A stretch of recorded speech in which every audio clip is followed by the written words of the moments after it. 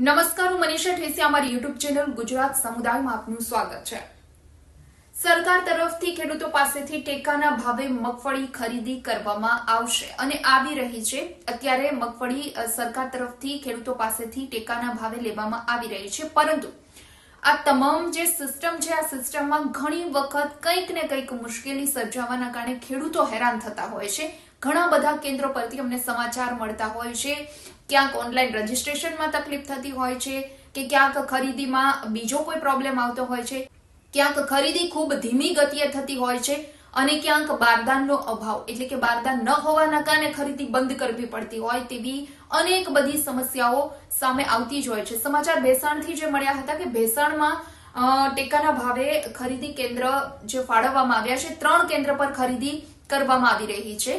5100 જેટલા ખેડૂતોએ online registration આ માટે કરાવ્યું છે, પરંતુ અત્યાર સુધી હજી 1193 ખેડૂતોની મગફળી ખરીદવામાં આવી છે અને અત્યારે બારદાનની ઘટ છે એટલે કે બારદાન ન હોવાના કારણે છેલ્લા 5 દિવસથી ખરીદી બંધ કરી દેવામાં આવી છે। સરકારની જે સ્થાનિક સિસ્ટમો જે રીતે કામ કરી રહી છે એ જોતા એવું લાગે છે કે આમાં ખેડૂતો હેરાન ન થાય તો શું થાય, કારણ કે રજૂઆત ખેડૂતો દ્વારા પણ સરકારને અનેક વખત કરવામાં આવી છે કે તાત્કાલિક ધોરણે ત્યાં બારદાન પૂરા પાડવામાં આવે તો ફરીથી ખેડૂતો પાસેથી મગફળી ખરીદવાની જે પ્રક્રિયા છે તે આગળ વધે, કારણ કે 5100 ખેડૂતોમાંથી માત્ર હજુ 1193 ખેડૂતોને જ મગફળી વેચવાનો વારો આવ્યો છે।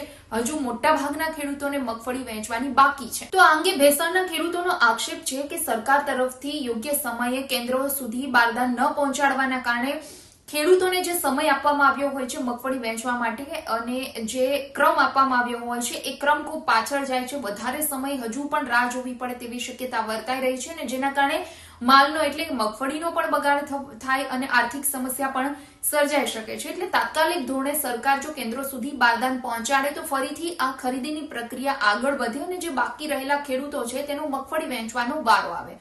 એટલે ખેડૂત સંબંધિત જે પણ કામગીરી છે એમાં ક્યાંક ને ક્યાંક વિલંબ થવાના કારણે કે પછી પૂરતા પ્રમાણમાં વ્યવસ્થાના અભાવના કારણે ખેડૂતો વારંવાર હેરાન થતા હોય છે। એ પછી આ રીતે બારદાનની ઘટ હોવી કે પછી ખરીદ કેન્દ્ર પર બીજી કોઈ મુશ્કેલી થવી, ઓનલાઈન નોંધણીમાં મુશ્કેલી થવી, એક તરફ યુરિયા ખાતરની ઘટ છે, બીજી તરફ ખેડૂતોને પોતાની જણસીના માર્કેટયાર્ડમાં પૂરતા પ્રમાણમાં ભાવ નથી મળતા, એક તરફ મોંઘવારી વધી ગઈ છે, બીજી તરફ કુદરતી ફટકાઓ પણ ખેડૂતો પર એટલા પડી રહ્યા છે। આવી અનેક મુશ્કેલીઓમાંથી ખેડૂતો પસાર થતા હોય છે। ખેડૂતોને વારંવાર આવી સમસ્યા સર્જાવાના કારણે હેરાન થવું પડતું હોય છે। આ 3 કેન્દ્રો જે ભેસાણમાં છે ત્યાં 3 કેન્દ્રો પર સોયાબીન અને મગફળીની ખરીદી થઈ રહી હતી, પરંતુ બારદાન જ પૂરા થઈ ગયા।